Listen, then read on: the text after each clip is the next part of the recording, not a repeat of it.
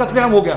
ये सोची समझी चाल थी, इसलिए मुझे अपेक्षा नहीं की कत्लेआम से, क्योंकि ये दिमाग में था कि आज तक हम मिनॉरिटी वोट से जीते रहे, हमको इस बार मेजॉरिटी वोट से चुनाव जीतना है। उसके लिए ऑपरेशन ब्लू स्टार किया। ऑपरेशन ब्लू स्टार करने का खमियाजा हुआ, नतीजा हुआ कि मिसेस गांधी की हत्या हुई। फिर उसको भी लगा, उसमें भी लगा, इसमें भी हम क्या करें ताकि हमारा मामला ठीक हो जाए। इसलिए अपने कार्यकर्ताओं को गुस्साओ, जाकर वो सिखों को, निर्दोष सिखों को सड़कों में जाकर मारे। दिल्ली के अंदर सरेआम 3 दिन तक यहाँ पे लोग मरते रहे, जलते रहे, किसी ने ऑफ नहीं की। ज्ञानी जाल सिंह, अब आप कहते हैं प्रधानमंत्री मनमोहन सिंह है, उस समय ज्ञानी जाल सिंह राष्ट्रपति, तो उस समय कुछ कर लेते हैं वो। अब तो इन्होंने सिर्फ उसको इंसाफ दिलाना है। वो तब खुद राष्ट्रपति थे, उसको उस समय बिल्कुल। हम शाह जी के पास दोबारा चलते हैं। शाह जी, सवाल है कि फेसबुक पर कई कांग्रेस समर्थकों ने प्रतिक्रिया देना शुरू किया और कहा है कि प्रधानमंत्री मनमोहन सिंह बनाने के बाद कांग्रेस ने एक तरीके से इस पर प्रायश्चित्त किया है। क्या आप भी ऐसा मानते हैं?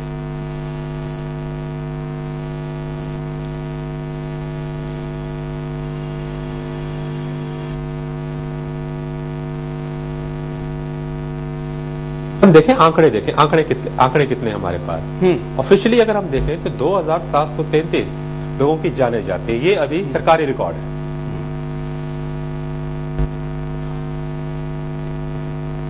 हम ब्रेक के बाद दोबारा शाह जी के पास जाएंगे। शायद तकनीकी कारणों से हम उनसे सही से संपर्क नहीं कर पाए। हम जरा पैकेज देखते हैं कि क्या मुद्दा कहता है।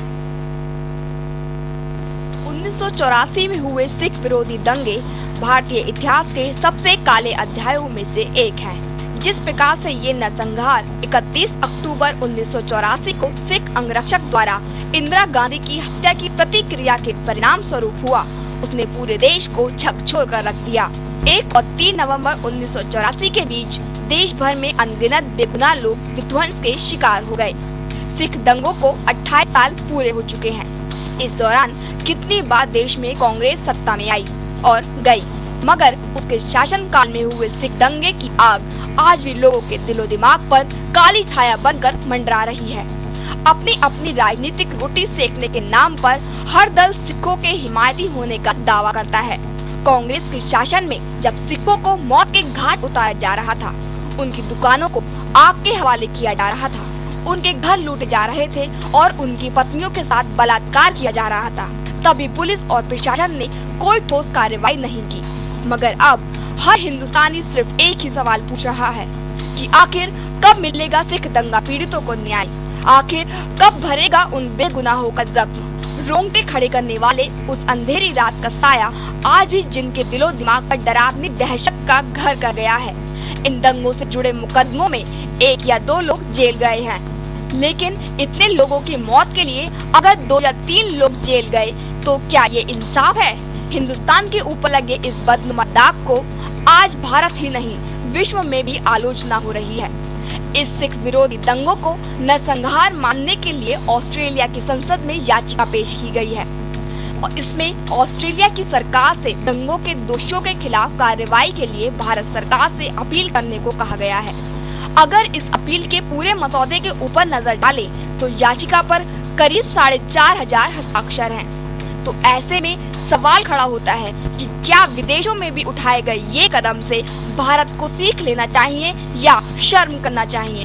1984 में हुए सिख दंगों के दौरान दिल्ली पुलिस मूक दर्शक बनी रही। सिखों के खिलाफ हमले साजिश के तहत होते रहे। सज्जन कुमार पर दंगों के दौरान सिखों के खिलाफ लोगों को भड़काने का आरोप है, मगर आज ये भी सत्ता की मलाई खा रहे हैं। दिल्ली में दंगे के दौरान करीब 150 शिकायतें आईं, लेकिन पुलिस ने सिर्फ 5 FIR दर्ज की। ये अपने आप में एक चौंकाने वाली बात है। इस पूरे घटनाक्रम में सबसे दुर्भाग्यपूर्ण बात ये है कि पीड़ितों को मदद पहुंचाने की बात तो दूर, पुलिस उन लोगों के खिलाफ भी कार्रवाई कर रही थी जो पीड़ित सिखों की मदद कर रहे थे। दोषियों के खिलाफ कोई कार्रवाई आखिर अब तक क्यों नहीं हुई? दंगों को कई वर्ष बीत चुके हैं। हर नेता आज केवल वोट बैंक के लिए इन दंगों का इस्तेमाल करता है। ऐसे में सवाल ये खड़ा होता है कि क्या 1984 के दंगा पीड़ित सिखों को न्याय मिल पाएगा? यही है आज का बिंदास बोल का मुद्दा। आप भी दे सकते हैं अपनी बेखौफ राय। और आपकी राय देने के लिए कई कॉलर हमारे साथ जुड़े हैं। आज इस कार्यक्रम को अनाउंस करने के बाद ही हमारे साइट पर, सोशल नेटवर्किंग साइट पर कई हजार लोगों ने अपनी प्रतिक्रिया देना शुरू किया है। कई कॉलर भी जुड़े हैं, कुछ कॉलर से बात करते हैं। नमस्कार, बोलिए, क्या कहना चाहते हैं आप? हाँ सुरेश जी नमस्ते। हनुमानगढ़ राजस्थान से सीपी शर्मा बोल रहा हूँ जी। बोलिए शर्मा जी, क्या कहना है? यार पहले तो मैं सुदर्शन न्यूज को बधाई देता हूँ कि अच्छा विषय इन्होंने उठाया है। ये जो सिखों के साथ अन्याय हुआ है ये बड़ा दुर्भाग्यपूर्ण है। सन 1984 में जब ये दंगे हो रहे थे तब मैं खुद रेवाड़ी शहर में था। मेरे सामने ही बच्चों को बुजुर्गों को मिट्टी का तेल छिड़क करके जलाया जा रहा था। सिख समुदाय का क्या ये कसूर है? क्या हो इधर करणपुर नगर गढ़सिंहपुर साइड में काम करने वाले जो मजदूर है सिख वो रेवाड़ी गाड़ी से जाते हैं हनुमानगढ़ होते हुए और उनके ऊपर मिट्टी का तेल छिड़क करके जलाया जा रहा था। एक लड़की को मैंने देखा जो जीआरपी थाने रेवाड़ी की तरफ भागकर अपनी जान बचा रही थी। उसका सौभाग्य ये रहा कि उस लड़की को जीआरपी वालों ने बचा लिया और वो लड़की सुरक्षित थाने में रहेगी और उसके माता पिता को बचा दिया गया। ये सरकार अभी न्याय नहीं दे सकती।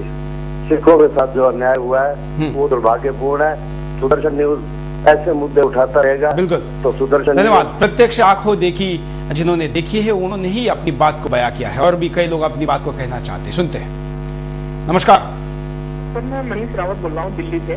हाँ बोलिए।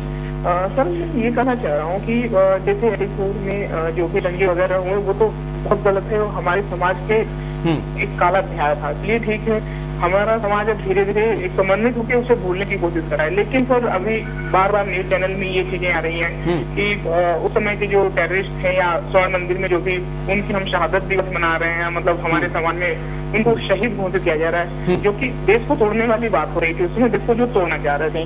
मैं इसमें कहना चाह रहा हूँ कि ये चीजें जो है वो कहीं ना कहीं हमें फिर उन्हीं चीजों की तरफ बढ़ा रही है। बिल्कुल। धन्यवाद। अर्पी आप इस पर क्या कहेंगे? देखिए मैं वापस से कहता हूँ जब कांग्रेस सत्ता से बाहर होती है इस प्रकार की हरकतें शुरू हो जाती हैं। जब भी कांग्रेस सत्ता से बाहर हुई तब जाकर ये 1980 के लगभग जो सारा मामला शुरू हुआ, आतंकवाद वाला मामला, पंजाब में जो रेडिकलिज्म की तरफ बढ़ने वाला मामला शुरू हुआ। अब भी क्योंकि कांग्रेस सत्ता से बाहर है इस प्रकार की मामले बनने शुरू हो गए। अब स्वर्ण मंदिर के अंदर जो जिसकी बात अभी आपके कॉलर के परिसर में वो एक गुरुद्वारा बन रहा है जिसको लेकर विषय चिंता है, वो जो पूरा परिसर है, वैसे आप देखा पूरा जो परिसर स्वर्ण मंदिर का परिसर जो पूरा परिसर है वो केंद्रीय सरकार के पास है इस समय। वो जो उसका पूरा गलियारा का परिसर है वो केंद्रीय सरकार के पास है। तो जहां वहां की एसजीपीसी ने उसको परमिशन दी, क्या वो केंद्र सरकार की मर्जी के बिना दे दी वहां पे? क्योंकि पूरा परिसर जो गलियारा परिसर है वो पूरा गलियारा प्रोजेक्ट सेंट्रल गवर्नमेंट के पास है। विषय उतना नहीं है, मेरा विषय उससे आगे बढ़कर अब जो आज पंजाब में जो ग्राउंड में स्थिति है उसके बारे में मेरा चिंता करनी है। ये विषय आपका आगे बिल्कुल हम परिणाम पे जाएंगे तब इस विषय पर बात करेंगे। शाहजी से हम दोबारा ट्राई करते हैं अगर उनसे बात हो पाती है। शाहजी अगर आपको मेरा आवाज सुनाई दे रहा है तो मैं जानना चाहूंगा कि दोबारा इसको कांग्रेस उसका रही है और आतंकवाद दोबारा शुरू हो, सारा डिस्टर्ब किया जाए और उसके आधार पर दोबारा वहां सत्ता में आने की बात कर रही है जो आरपी कह रहे हैं, इस पर आप क्या कहेंगे?